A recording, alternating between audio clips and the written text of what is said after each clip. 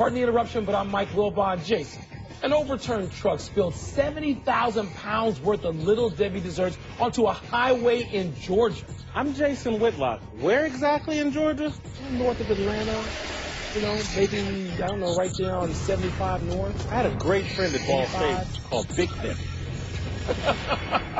I guess let's just presume it had nothing to do with desserts, and we're going to leave that at that.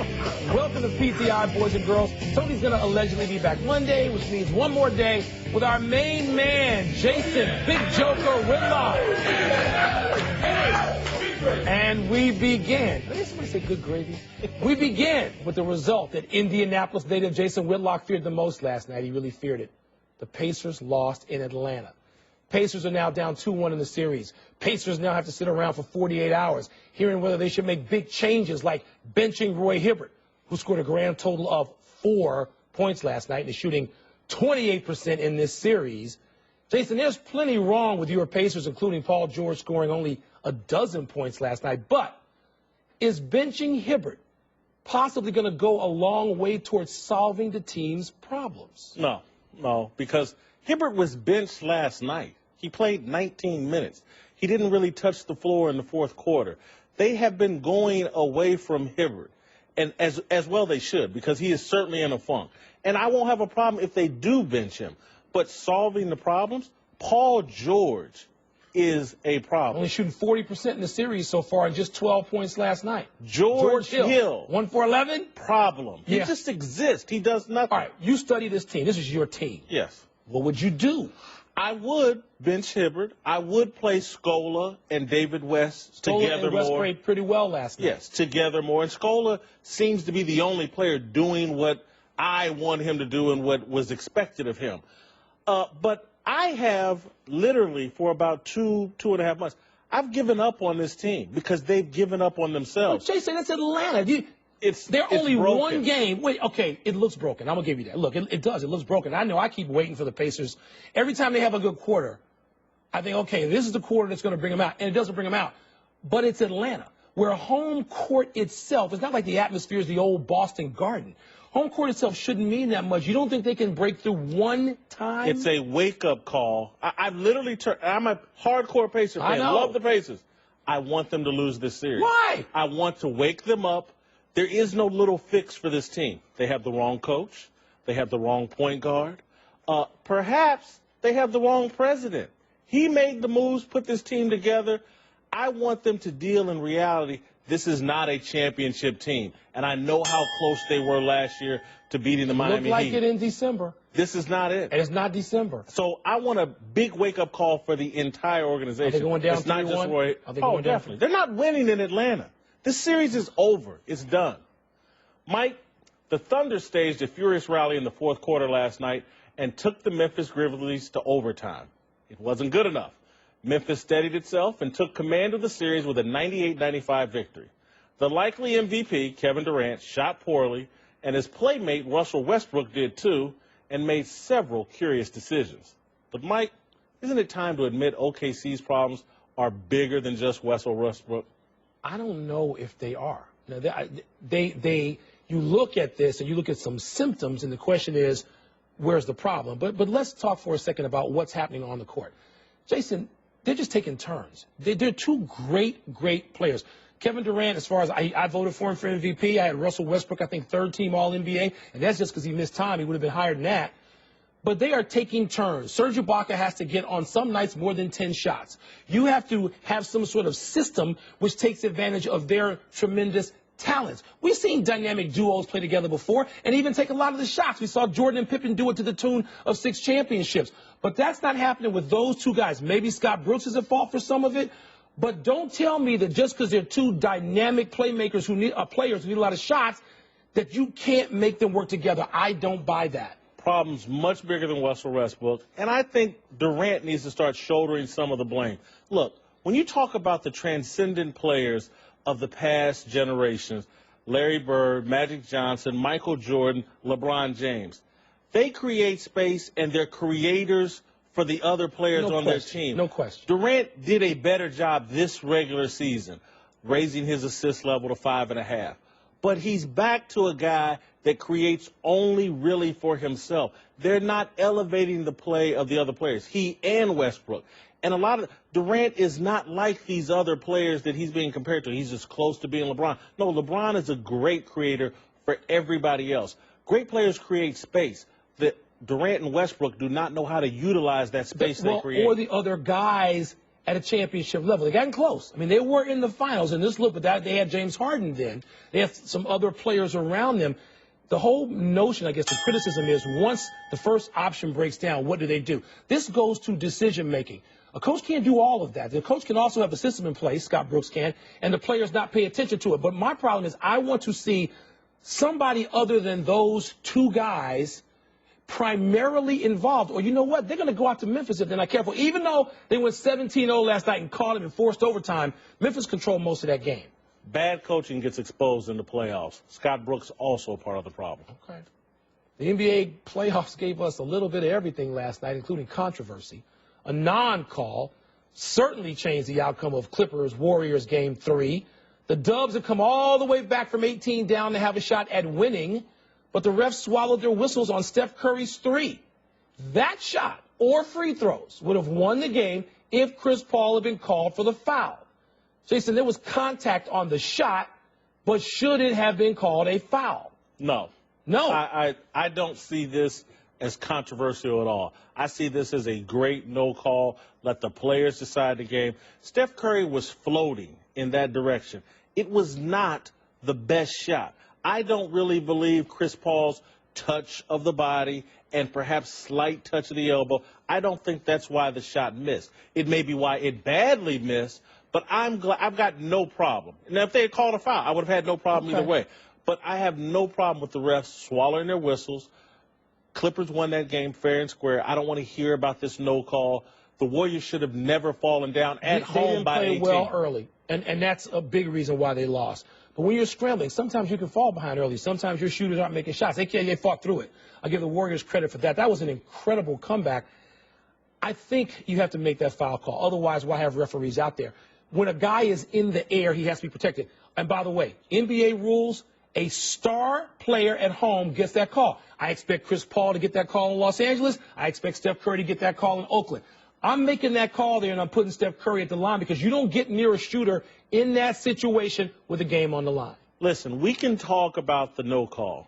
The problem for the Warriors is the size disadvantage. It is. You're right. DeAndre Jordan, Blake Griffin. We had 22 rebounds last night for DeAndre Jordan. Killing them. The better team won. That's why I don't have a problem with the no call. They went into their house, into Golden State's house, took the game to them, almost gave it up, but no problem with the no call. The right team won. Well, I thought the winner of that game last night was going to be the winner of this series. We'll see if that holds. Mike, 2 second-round NBA draft picks, Aaron and Andrew Harrison, are foregoing the NBA draft. Second round. And returning to the comfy Kentucky nest mothered by Coach John Calipari. Coach One and Done will have 9 McDonald's All-Americans on his roster, which is 4 more than the Los Angeles Lakers. Cold, Jason. The Wildcats will be prohibitive favorites to win it all. Does this mean Coach Cal will forego the NBA too? Oh, not necessarily, Sparky. Don't get ahead of ourselves here. Look, he said already, no, he would not take the Laker job, although I don't think anybody had offered it to him yet. And the Knicks, we can't imagine Phil Jackson in literally 100 years hiring John Calipari. But there are other jobs open out there, and other jobs are going to become open. One thing we learned about the NBA is just because you make the playoffs doesn't mean your job is safe. Just because you're coach of the year doesn't mean your job is safe. For one, Minnesota and Utah are open, and you've already on this show opened up the Pacer gig, which, by the way, that could be waiting for a coach to come in and sort of reassemble if you're going to have Frank Vogel out of his job. I don't know that's going to happen. But no, I'm not presuming that he is necessarily going back to Kentucky because we know he has problems with the expectation and the spotlight shining on him and his kids. I hope that when Frank Vogel does get fired after losing this series, that Coach Cal is the first call that the Pacers make. We need a big-time coach in Indianapolis. Do I expect Coach Cal to go to the pros? No. I think he's going to return to this great team. We haven't seen, I don't think, a prohibitive favorite like this. 9 McDonald's All-American. A long time. Seasoned players that have already been to an NCAA championship. I don't think he's going to walk away from that team, those kids. Listen, the Harrisons coming back, I think that will touch Cal. This reputation of one and done, and he doesn't care about the kids, and he's just using. This would be a shot that he uses to launch himself if he wants to go back to the NBA, the NBA, because it'd be another national championship. But you know what? I think that Cal really is just sort of fed up with all of the scrutiny in Lexington. I think that Kentucky job has just worn him out. I'm not saying I bet he's going to leave. If I was him, I would leave. They're never going to be satisfied. They're never going to be satisfied with another national championship. And these pro jobs, there's going to be more jobs available, Jason. Much more longevity and more money in there. And more money, both. A kid who apparently wanted to return to school is going to the NBA because of an NCAA rule. Even though he wasn't playing because of a back injury, Michigan's Mitch McGary tested positive for marijuana and is therefore ineligible to play for an entire year under NCAA rules. McGary tells Yahoo Sports, quote, "I always turned it down, but that night I didn't," close quote. It's seen by many as a very harsh penalty, which has been halved, but not in time to help McGary. Jason, is the NCAA being too harsh with this kid? Way too harsh. But Mike, this is a very serious issue that I'm very passionate about. America's drug war and this society of punishment that we've set up in America. More punishment's better. This is going to help kids. And this is chickens coming home to roost in terms of America's drug policy. We're damaging a kid who did what many kids have done in college. We're taking basketball away from him for a year for something that in Ann Arbor, he would have gotten fined $25. Isn't Ann Arbor one of the most lenient places in America? Hash bash. I used to live in Ann Arbor. I made my bones there with the Fab Five. This marijuana, a year? Are you kidding me? Well, again, the penalty has been halved, and there are people arguing that the NCAA should simply, even though he committed this thing before the penalty was halved, let him go under the new guideline, and maybe he could come back to school. I don't know how good an NBA prospect he is. It seems like he'd be better served, and everybody would be better served for having him back in school. But getting sort of rid of his college career does not seem to be, to me, Jason, the way to go. We need a climate of forgiveness and understanding. And listen, I'm not a drug guy. I don't smoke marijuana. I'm not even really a big drinker. But I once was a kid, and I once did those things. And it didn't stop me from going on to become a better human being and more responsible person. Let's let these kids be kids. Let's take a break. But coming up, will the Heat retaliate against Josh McRoberts tomorrow? Plus, the chances of Ndamukong Suh getting traded and the wooden hat catching on. Odds Makers is next. What's up with that hat? Time for the game that's hotter than Jason Whitlock and his turtleneck on South Beach. Odds Makers. Here's our host, Anthony Joseph, Little Gravy Reale. Wait, if I'm Little Gravy and Jason's Big Gravy, what's Wilbon? Medium gravy. I don't know. Stuffing. That's what Wilbon is. Chances the Heat flagrantly foul McBob tomorrow and retaliate for the LeBron hit. Yeah, Josh McRoberts, of course, delivered the forearm to LeBron's neck and throat, which you thought LeBron was faking. I did not. I think when a 6'11", 250-pound guy hits you, no matter how big you are, there's some reaction on the other end. I think that the Heat have to do this. We've seen Udonis Haslem do this before, okay? So I think that whether it's Haslem, I think in this case I'm picking another guy, Michael Beasley. I think there's 100% chance the Miami Heat retaliate. They have to. And I think Michael Beasley's a guy. Make yourself useful, Beasley. You're not doing anything else. I'm going to go with 75%.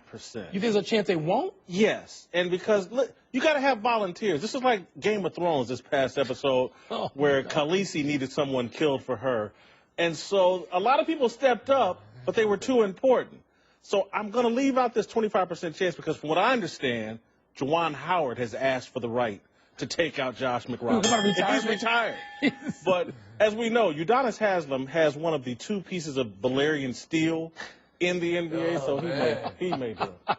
Reality, what's That's some second-level Game of Thrones stuff. Wilbon has no idea what he's doing. No idea. By the way, Greg Oden always wanted to be a dentist. He could take out a few McBob teeth. Chances the Wizard sweep the Bulls. Listen, when this series started, I know I picked the Bulls in 6 games, and after one game, it was evident, 2 things were evident. One, the Washington Wizards are evolving into something that's going to be important in the Eastern Conference now. And the Bulls can't score. They can talk all they want about defense. At some point, your offense and the inability to score compromises even a great defense. I don't think the Bulls can make any acquisitions between now and, a couple of hours from now. There's a chance. Look, the Bulls are tough. Nobody's tougher. Nobody's going to compete harder, and they can win this thing. But there's still, I'm going to say, a 33.33% chance the Wizards sweep this thing. The Wizards are a better team than the Bulls right now. Way too high. 5%. That's all? That's it. You got the Bulls winning one of these next 2 games. Listen, Tom Thibodeau does not get swept. Okay. Joakim Noah does not That's get true. swept. That you're making a Does not good get case. swept. You're making a good These case. are tough, proud people and a tough, proud team. Well, are they good enough? No, they're not good enough. But they will get it done through toughness. Listen, You got to without make a basket Rose- at some point. You got to make a jumper. You can't go 8 minutes out of basket as the Bulls did at home. How are they going to score on the road if they can't score at home? And plus, we're too inexperienced to sweep anybody. They'll relax. All right, I'm counting on that, Jason, so I can get back to Chicago next week. Reality, what's next? Football now. Chances the Detroit Lions trade Ndamukong Suh. All right, this is Mike Freeman is reporting that the Lions are going to trade Sue. He counts like $22 million against the cap next year. And, you know, there are people on that team and the front offices on the field who are tired of what they see as antics. They're tired of the penalties. They think it undermines the team, not just the defense. And they're saying enough. You got also some new parts in Detroit. You would know about this, having lived in Detroit for a long time. I think there's a pretty good chance. I'm going to say there's a 40% chance they trade Sue. When you float this, it's either because you don't want to pay him or you really want to get rid of him. Well, they're shopping him. And There'll be takers, though, right? You can still play with impact. yeah, he's a terrific player. Yeah. And I wish that they would make the mistake of trading him to the Kansas City Chiefs. I would love to see him in a Chiefs uniform. But I think there's only a 25% chance. I think of it's this mostly happening. talk. Mostly, and he's so talented, and he is a difference maker. And I think he's at the point now where he's about to put it all together on the field. Now, he will always be a bit of a problem. He's a new coaching staff. He's not coming to their What voluntary workouts. franchise He's makes a more captain. dumb mistakes than the Lions? That's true. But a new coach needs a big-time talent like Sue. That's true. I don't see him letting him go. All right, reality, what's next? You guys saw Mike Conley last night, right?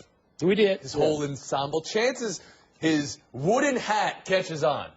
I mean, this wooden hat thing is crazy. Look, he's got this stylist, Brandon Williams, who works with a lot of people in different sports. And Works Conley, with me. does he really? No. Conley looks pretty cool. Conley's got obviously the physique for this. I'm not going to put him up there with Russell Westbrook and Dwayne Wade in terms of trend setting because he's just not at that point. They are sort of higher profile players. It looks good on Conley. But I don't know that he can sell the wooden hat. This is not like, you know, Drake and the lint roller in Toronto. I'm going to say only a 25% chance that Conley does this. I don't really see much of a chance of the wooden hat catching on. I'm going to go with about 2%, Mike. Mahogany was a great movie. My mother really loved it. Diana Ross, do you know where you're going to? Oh, my God, you a cappella with Diana Ross. Mahogany as a hat, I just don't see it. You would get splinters if you wore that hat. Yes, I Mike. would. So would you. We both get splinters. 2%, 25%. 2%. That's it. Time for a break, but on the way. Will James Harden bust out of his slump tonight? Plus, Matthew Stafford's first 5 years in the NFL's possible 4-day draft. 4-day draft. Just drag it so you can have more mock drafts. Let's have a mock draft. We haven't had one in the time to get happy, people. Happy 38th birthday, Tim Duncan. The Spurs big man has already won 4 NBA championships. Should have had a 5th last year.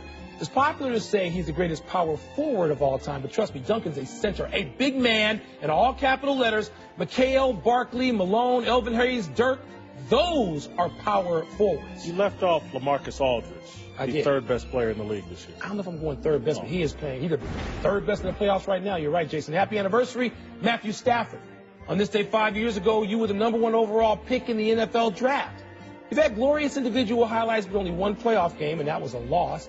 You're kind of like Tony Romo light. Maybe I shouldn't say that. But maybe that's the fault of a franchise that hasn't won a title in 57 years. He reminds me of Jeff George at his highest level. That's praise for you. Yes, it is. You and Jeff, I know, are friends for a long time. A melancholy happy trails to Earl Morrall, who died today at the age of 79. For my money, one of the star-crossed players in NFL history. He was once traded for Bobby Lane, lost Super Bowl III to Joe Namath, followed Don Shula to Miami and led the Dolphins to their undefeated season, but watched as Bob Greasy played the Super Bowl. Great football player. Sad loss for football people. Great guy. Time to find out, Mr. Reality, what we messed up. I know you want Michael Beasley to be the one to knock out McRoberts in the Heat game, but he's been inactive the last 2 games, so very questionable for this weekend. His form is healthy. He's ready. Running out of show quickly. Let's go to the big finish. Roger Goodell tells NFL Network he's considering a 4-day draft. Is that a good idea? Bad idea. Frank Kaminsky is staying at Wisconsin and not going to the NBA. Smart choice. Yeah, because he can be a top 5 to 7 choice next year when he stays. Golf Channel says Tiger's going to return at the British. Makes sense? Makes a lot of sense. I can't wait for him to get back. 2 pivotal NHL Game 5s tonight. Blackhawks Blues and Stars Ducks. Who you got? Blackhawks, you know that. Last one, Rockets played was Game 3. Harden coming out of that slump? No, he's not. We're out of time. That's the bell. Tony is back on Monday. Got Harden I'm Jason Whitlock. Cold. I'm Mike Wilbon. Have a great weekend, knuckleheads. Check out the PTI podcast on iTunes. You think all of it's going to stay hot, don't you? Very hot. PTI. These days, you can get practically anything on demand, like this podcast. Did you know you can even get postage on demand? You can with Stamps.com. No more going to the post office. No more waiting in line. Just go to Stamps.com and print all the postage you want, anytime you want. Anything you can do at the post office, you can do right from your desk with Stamps.com. Buy and print official U.S. postage for any letter or package using your own computer and printer. And, unlike the post office, Stamps.com never closes, so you can get postage whenever you need it. Right now, get this special offer from Stamps.com when you use promo code PTI, a no-risk trial, plus a $110 bonus offer that includes a digital scale and up to $55 free postage. Don't wait. Go to Stamps.com and, before you do anything else, click on the microphone at the top of the home page and type in PTI. That's Stamps.com, promo code PTI. The next big thing, the next new kid, the next overnight sensation, the next rookie, one to watch, the next Hall of Famer, the next intimidator, the next 6-time, the next king. Next. Who's next? Let's find out. Names are made here. The History 300 at Charlotte, Saturday at 2:30 Eastern on ABC.